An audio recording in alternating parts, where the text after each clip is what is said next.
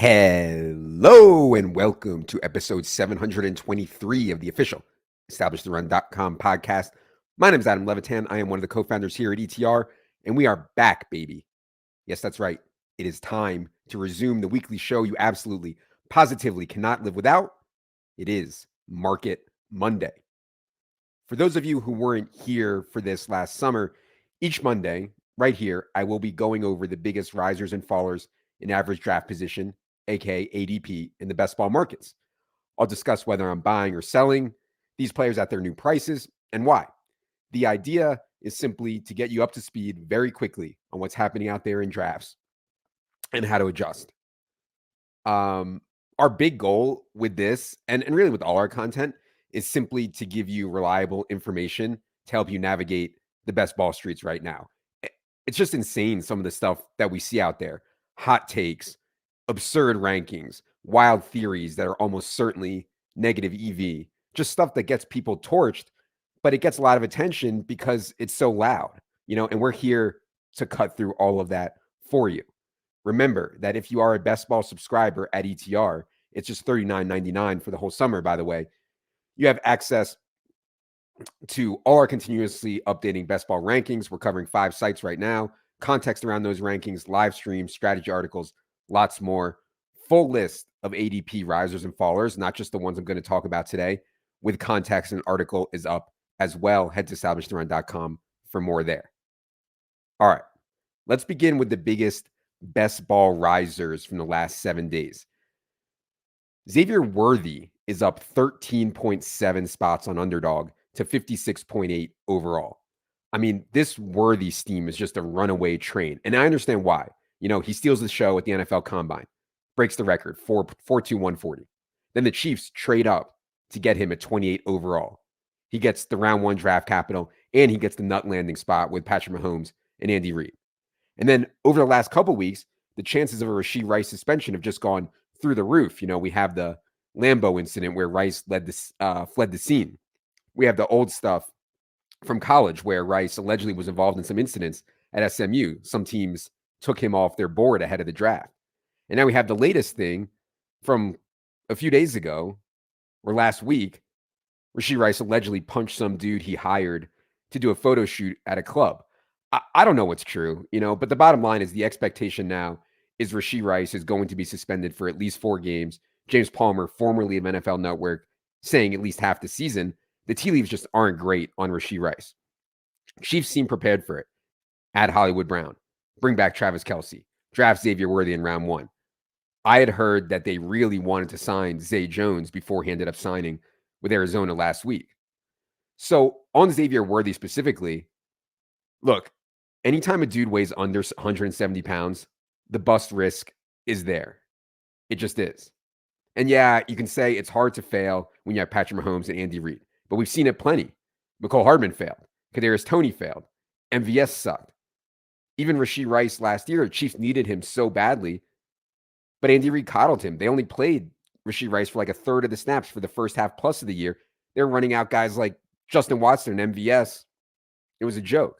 So yeah, as a player, as a landing spot, I love Worthy. I really do. But we're talking about 57 overall now. 57. Just massive opportunity cost for a guy on a half PPR site with a really wide range of outcomes. And it's so early in the process, I don't think the Worthy ADP will be higher come August. Like, I don't think he's going to start going in the 40s. Could certainly start going in the 60s or 70s. So I think as part of Patrick Mahomes' stacks, I'll bite the bullet on this 57 ADP for now on Xavier Worthy, or at least consider it. But I actually prefer Marquise Brown to Worthy right now. And in that, I mean, just the range of outcomes is just so much tighter. Maybe Marquise Brown doesn't have the same ceiling outcome that Worthy has, but I think Marquise Brown range of outcomes is better. And in that 57 overall range of ADP, give me Anthony Richardson, give me Mark Andrews, give me Marquise Brown, give me Kyle Pitts, Ducks, give me Kenneth Walker. All those guys are really strong plays, I think, in that mid-50s range of ADP, just more solid plays. Second riser I wanted to talk about today was Zamir White. Zamir White is up 7.6 spots to 81st overall on Underdog. This continues to be the fallout from the NFL draft where the Raiders used only one of their 8 picks at running back, and it was a 6th round pick on pass catching specialist Dylan Laub. So barring a surprise, Raiders will enter the season with Zamir White, Alexander Mattison, who was one of the worst running backs in the NFL last year, and probably one of Laub or Amir Abdullah active on Sundays. It's a pretty big vote of confidence for Zamir after the Raiders lost Josh Jacobs in free agency. And to me, it's an example of self-scouting, right? Over the final 4 games of last year when Josh Jacobs was hurt, Zamir White averaged 21 carries and 3.3 targets per game. I mean, that is just truly elite volume at the running back position these days. I don't care who your quarterback is, how few touchdowns the team will score. And so Zamir White, who has the potential to touch the ball 20 times a game, going at 81 overall, I think that speaks to what's going on in the best ball streets right now on Underdog. The wide receiver thirst is so heavy. Running backs are so devalued that we can get 15 plus touches from a running back at 81 overall. And this is not the dead zone where there's opportunity cost. This is round 7, 8, 9. Now, on Underdog, I'm not as comfortable going 0 or hero RB because of the format. It's so touchdown heavy. Flex at running back is totally fine on Underdog. But on DraftKings, it's just a no-brainer for me to go 0 RB, hero RB. And if you go to the best ball tab on the site and the DraftKings tab, Herzing and I both have a bunch of content on how we like to play on DraftKings, and it is way different. So this 0 RB, hero RB stuff, and try to hit on later round running backs, Zamir White is certainly in the crosshairs for me. David Montgomery, Najee Harris and Jalen Warren, Tony Pollard and Tajay Spears, James Conner and Cedric Benson, Raheem Mostert, Javonte Williams, Devin Singletary, Zeke and Dowdle, Charbonnet, Jerome Ford.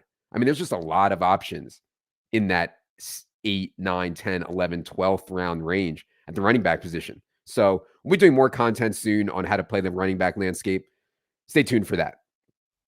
Speaking of the running back landscape, third riser I wanted to talk about was Ezekiel Elliott, old friend, the blob himself, Zeke Elliott, up 22.1 spots on Underdog to 128.6 overall. This move is still steaming from the perfect storm, the simple fact that the Cowboys didn't draft any running backs despite a massive need. And then right after the draft, they bring back Zeke.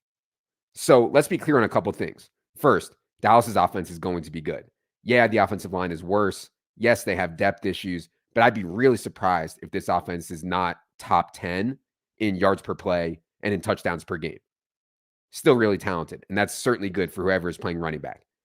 And second, well, in theory, Dallas could trade for someone like Dameon Pierce or Miles Sanders, or maybe someone like Jeff Wilson gets cut.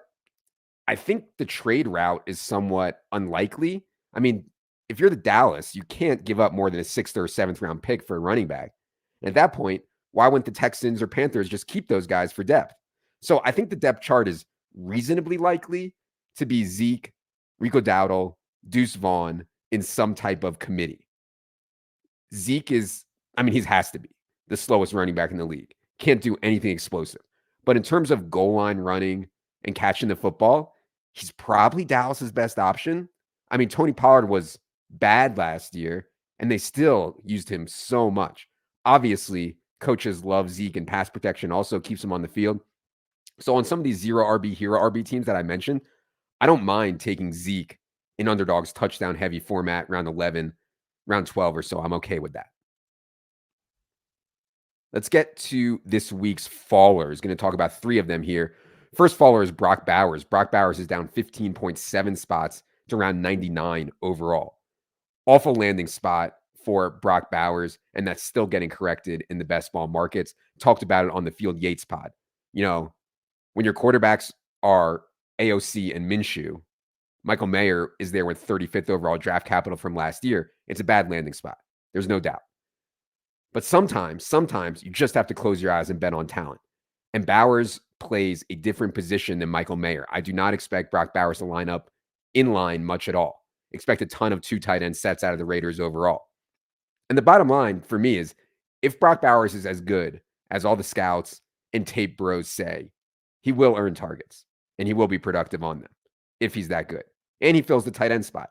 So as Bowers slips into the hundreds, I'm fine with him. I probably prefer David Njoku there for now when I need tight end, and especially prefer Njoku because it sets up backdoor stacks with Deshaun Watson, which I really like. But if Bowers keeps slipping down to 115 and I'm in need of tight end, I have no problem with that. And if I have no tight ends and I'm on the clock at 105 or something, and Brock Bowers is there and Njoku is gone, I'm fine with that. Second faller is Keenan Allen, down 9 spots to 52.7 overall on Underdog. So all these Bears guys are slipping in the wake of Rome Odunze falling to the Bears at 9 overall in the NFL draft. Rome Odunze's ADP is way down. DJ Moore I've seen slip in drafts. And Keenan Allen's ADP has really been cratering. And I think it's an interesting thought exercise. How many high ADP players can Caleb Williams support as a rookie? As of now, we have DJ Moore, 26.6 overall ADP. Keenan, 52.7. Rome Odunze, 65.7. Swift is going 83rd. Cole Kmet, 135th. I mean, you're asking a lot out of Caleb Williams, especially for a team who will almost certainly have some bad weather games down the stretch in best ball crunch time. So on Underdog, I'm going to let Keenan Allen slide a bit more into that late 50s, early 60s range. It's just so touchdown heavy on Underdog, and Keenan has never been a touchdown scorer, even when he was the clear alpha.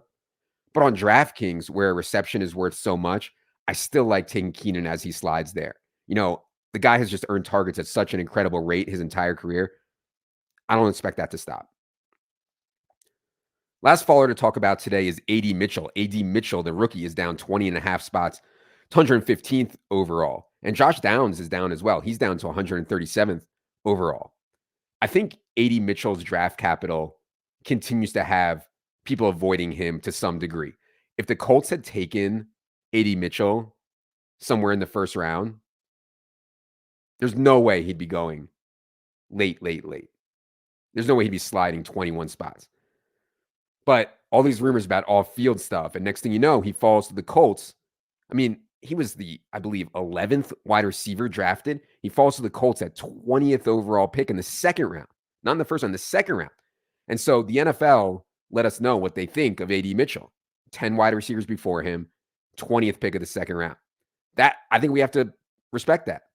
You could say it's all the off-field stuff. I don't know. But he lands in a spot where they will be very run-heavy under Anthony Richardson and with Jonathan Taylor there. They'll be run-heavy around the goal line. And they have a target hog already in Michael Pittman. So, yeah, the landing spot is bad. I just can't do AD Mitchell at 114th overall on Underdog.